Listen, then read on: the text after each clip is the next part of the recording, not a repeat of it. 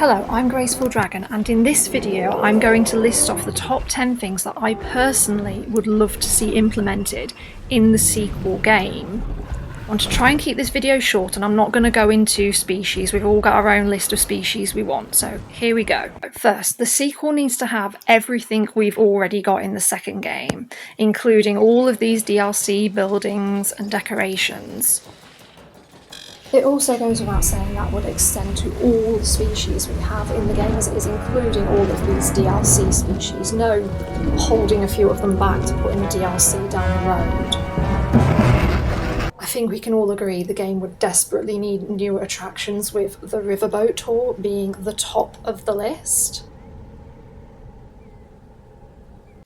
Having no hitbox on rocks and foliage would really help to create more natural scenery settings with rock walls, and if you could move them up and down too, you could create caves and other scenes. All the fences we currently have are big and ugly and inappropriate for decorative use or smaller dinosaurs. At best, you can use some of the decorations to create a fencing, but it is laborious and can end up looking a little messy when you have a tiny gap that you can't fill with anything in between. There's some wooden fencing.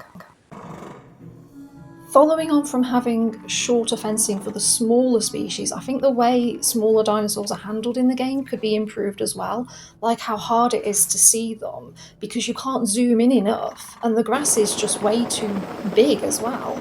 And then there's this with the helicopters, which is ridiculous when just a crate on the back of a Jeep should do the same job in real life. Changing these things would also help if baby dinosaurs were ever to be added. There also needs to be smaller feeders for the smaller dinosaurs as well, because this just looks so silly, because this is a feeder for a T-Rex or a Carnotaurus and you've got the little tiny ones using it too. I also think it would be great if a small selection of blank signs and banners like these were added to the game that we could add our own text to. It would really help to customise our parks.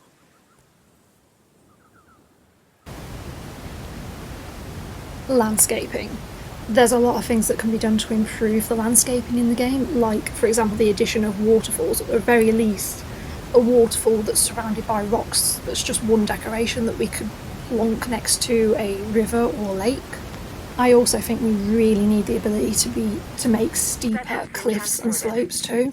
Then there's the terrain paints. I'd love to see all the terrain paints added to sandbox mode, especially with this desert map where it's got what I like to call the 6 shades of beige.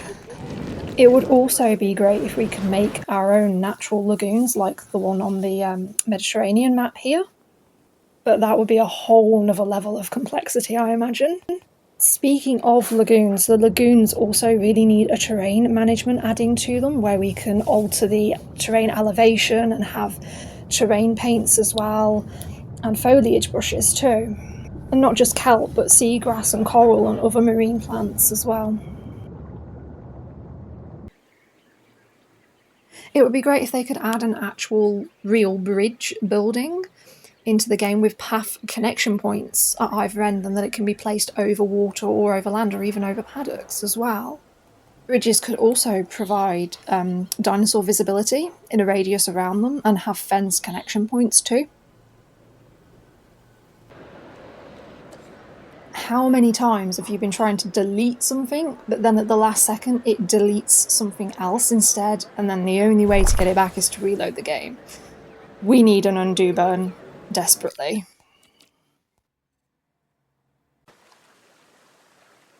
While we do have this in the form of the rock island for the Nothosaurus and Archelon, I feel like this is something that could be expanded upon in the next game in the same way that the original Avery from the Jurassic Park DLC for the first game was expanded and improved for the second game. And adding a completely new type of habitat like this would open the door for lots of new and interesting species to be added to the game, both marine and freshwater environments.